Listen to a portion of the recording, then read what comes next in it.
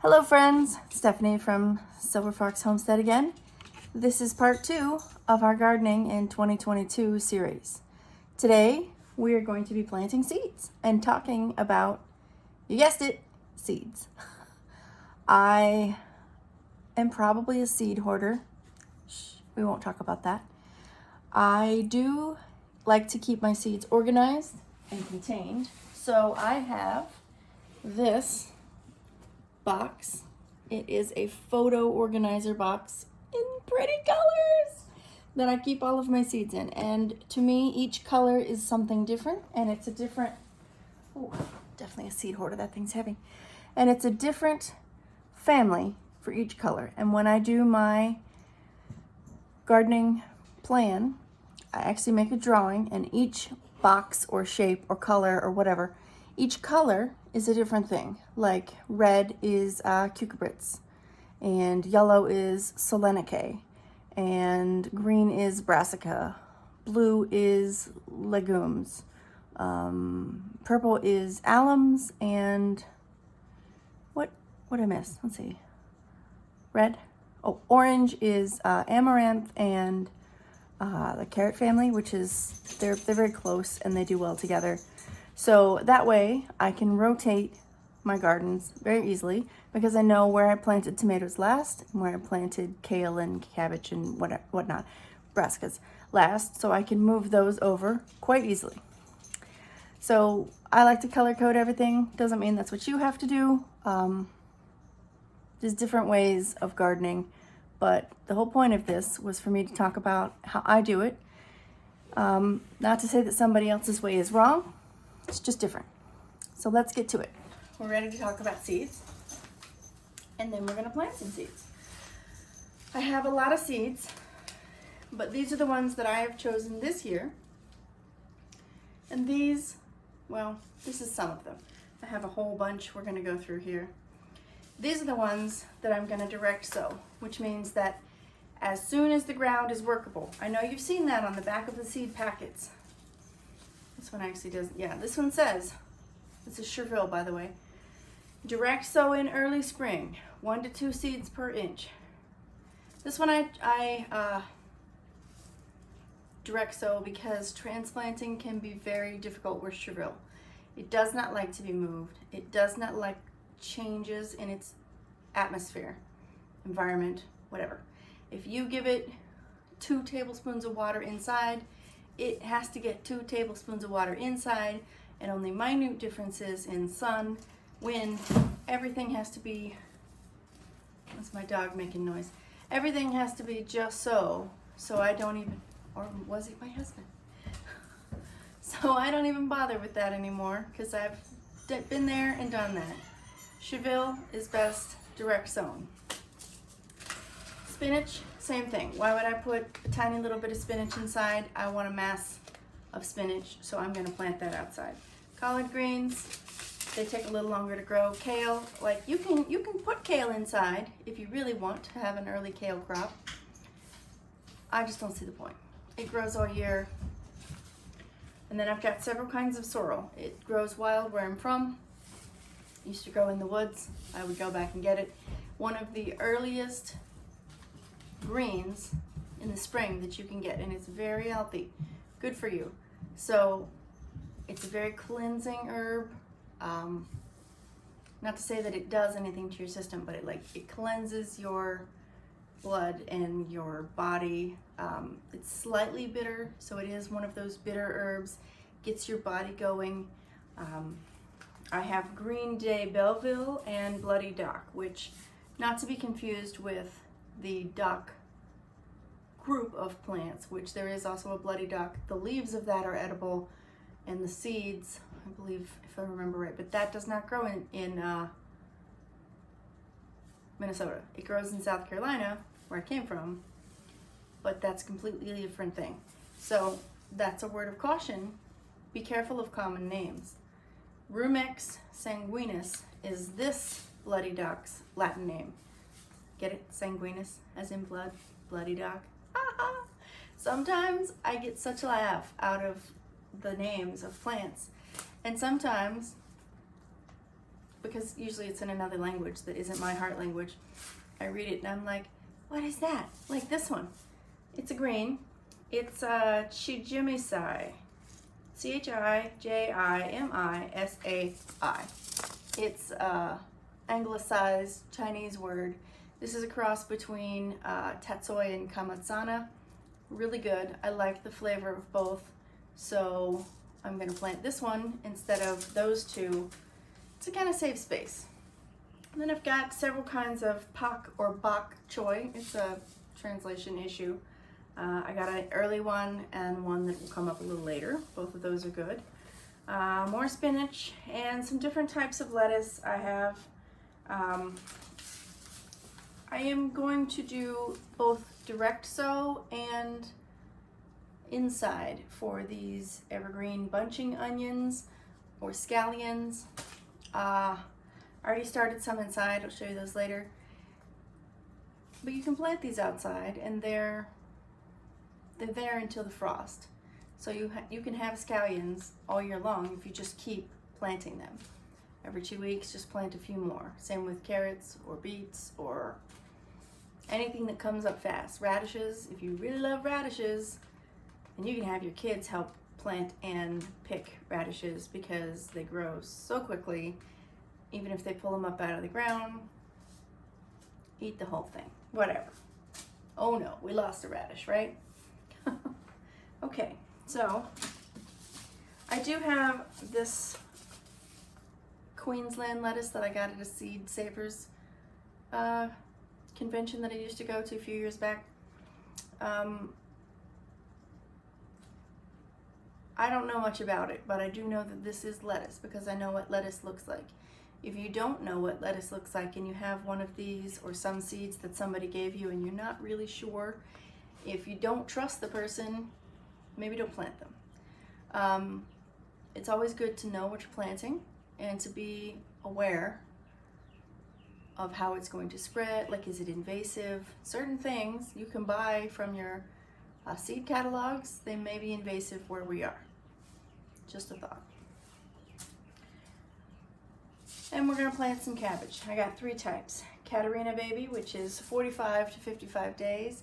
Love me some plants that come up quickly because we're here in Minnesota and I'm in zone 4A. And now I'm sitting in the dark. This is my plant stand I was using as light. So much for that. I did build this plant stand. I can probably send directions if you want. It actually was twice as big in the directions and I was like, I don't have that much space, but I want to have some plant stands, and I built this, and then these lights are available. Well, scratch that. They were available at Home Depot. They have different kinds of lights now. I think I paid $35 a piece for these. I was at Home Depot the other day and looked at the lights. They have all kinds of lights. So whatever you buy, make sure it fits in your space. All right, so we're gonna plant some cabbage. One thing about planting, I could put all of these seeds in my containers, and I've got a variety of containers. I've got these little 4-cell packs that I've been using for years, and these I bought something in it at one point. Let's see, it says on here tomato. I must have bought a tomato. I don't know. I guess I did. And then I've got a bunch of these. This one says it's a pepper. These are great for peppers, but I thought I would put peppers in these this year. We're not ready to do peppers. It's a little early. It's end of March.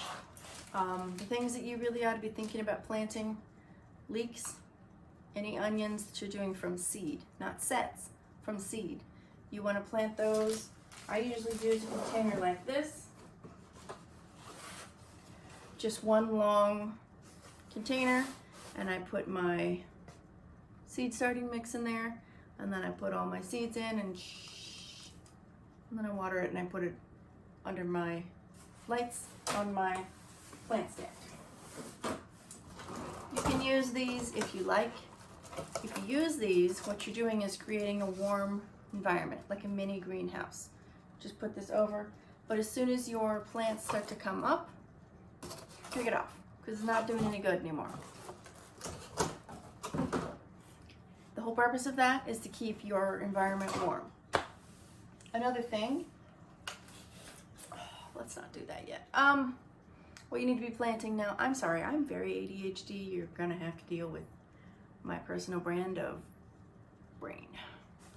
So, what we want to be planting right now, leeks, onions. If you want to plant kale inside, any of your brassicas that you want to plant inside, plant those inside. If you're not sure what a brassica is, it's basically anything that's green. If you eat the green part, broccoli, kale, cabbage, tatsoi, kamatsana, what was that thing called? Chijimisai. It's technically not a brassica, but I throw it in there anyway. Those miscellaneous greens. Cauliflower. Did I say cabbage? Parsley. You want to grow parsley. You want to plant that now. It takes a little while to come up. Also, after you get those things planted, if you do eggplant, and I do, I love me some eggplant, then you would want to get that going. I personally like these types, these long types like this. This one is ping tong, which is, I only really plant two types of eggplants. I plant this kind. This is the John Sheeper seed, ping tong. And then I plant this one. It's called Little Finger, and this is a really good picture of what that looks like.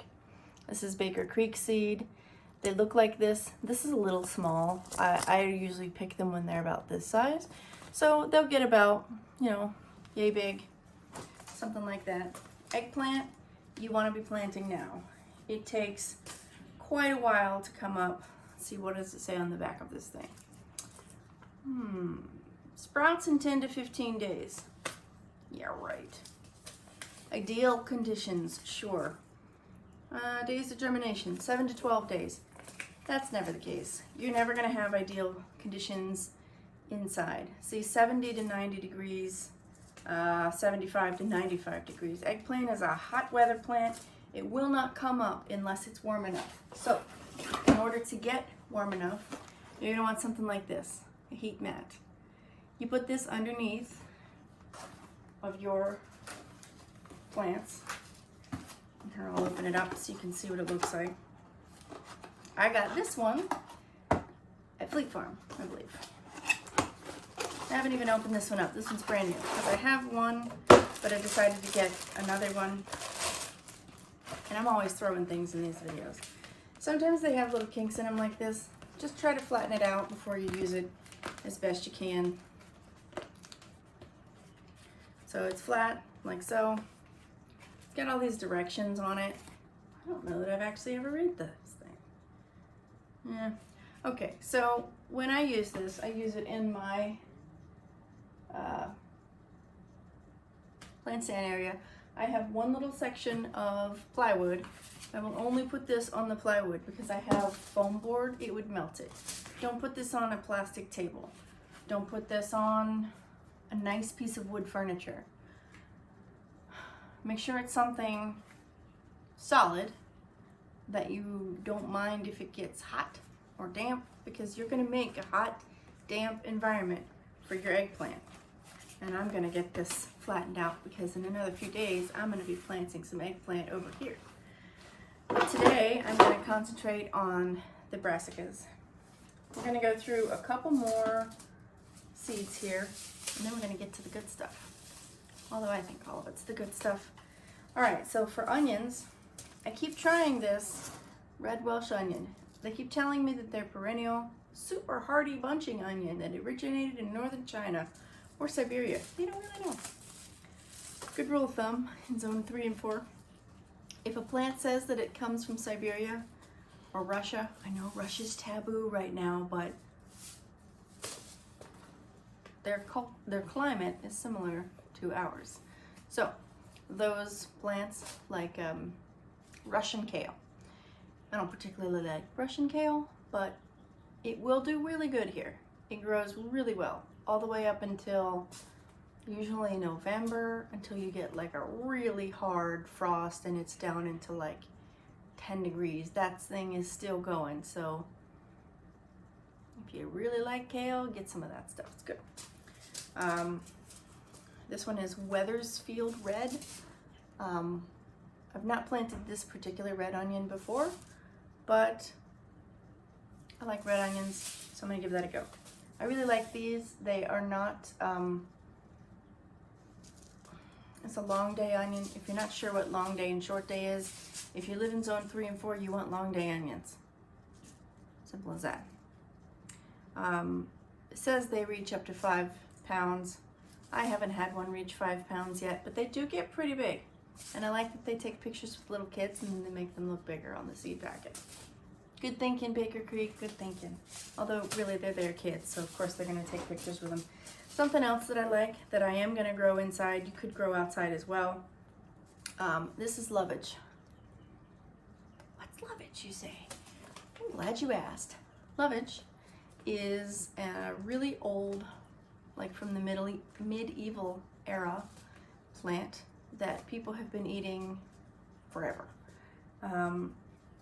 You eat the leaves and the stems. It doesn't really bunch, but it has a celery flavor. It's a little stronger than celery, and personally, I don't like the ribs in celery. It gets stuck in my teeth.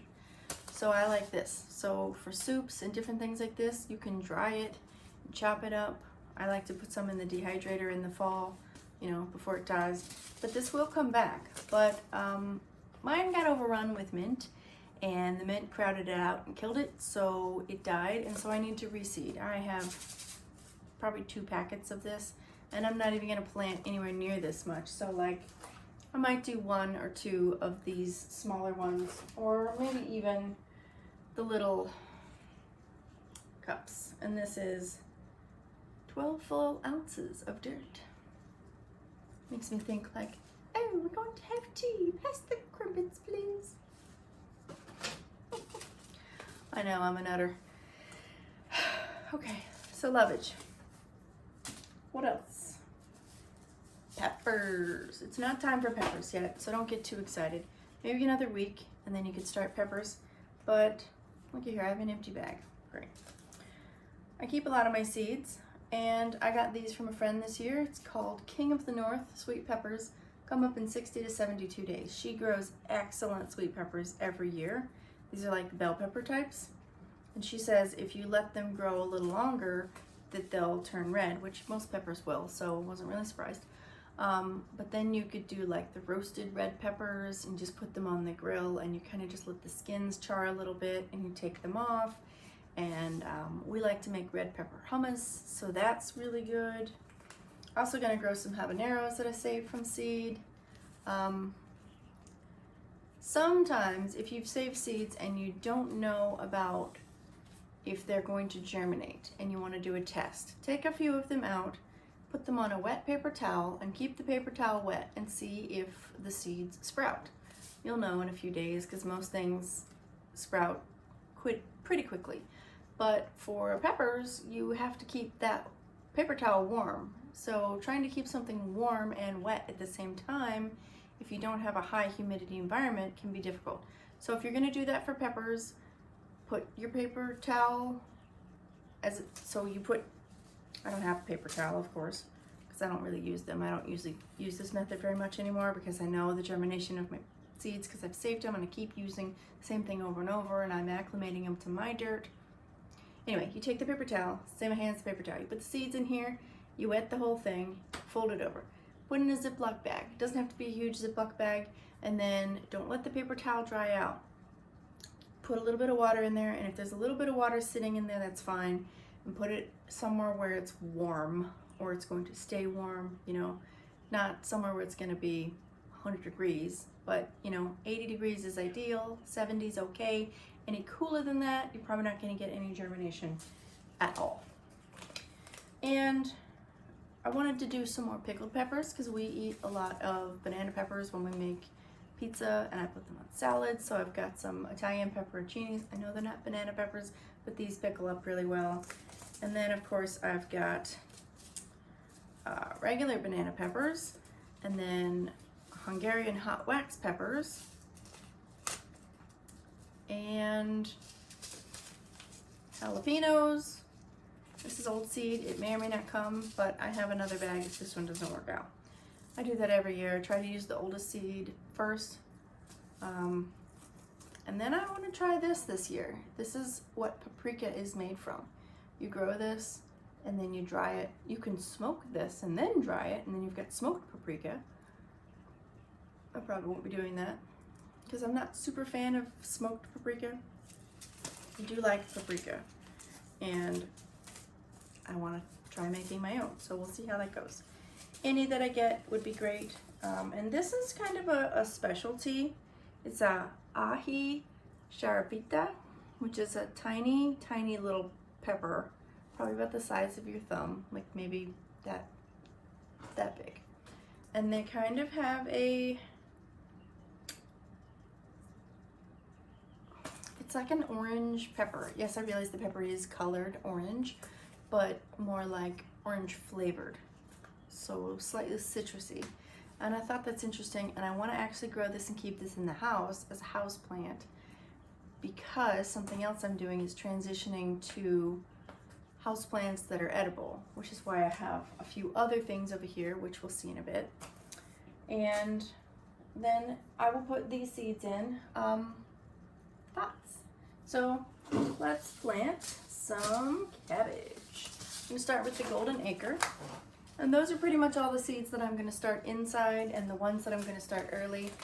Yes, we didn't get to tomatoes, but tomatoes don't need that much time. Whoop. I lost one.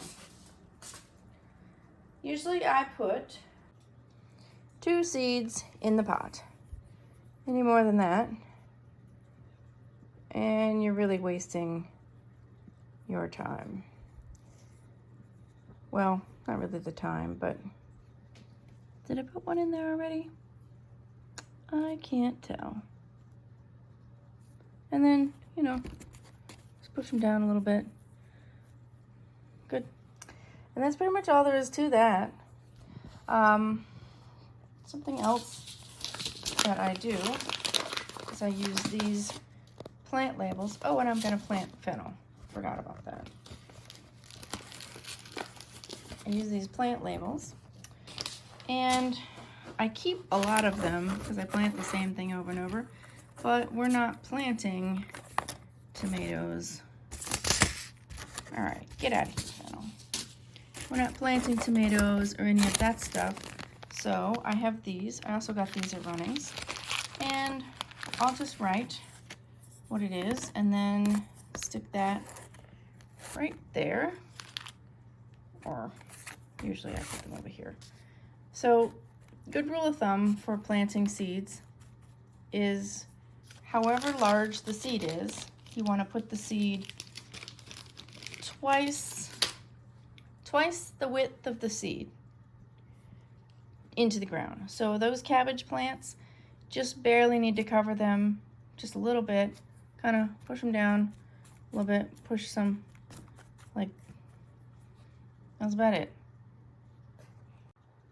And that's what that looks like. So then I will plant the rest of these with the cabbage and things that don't need the heat yet.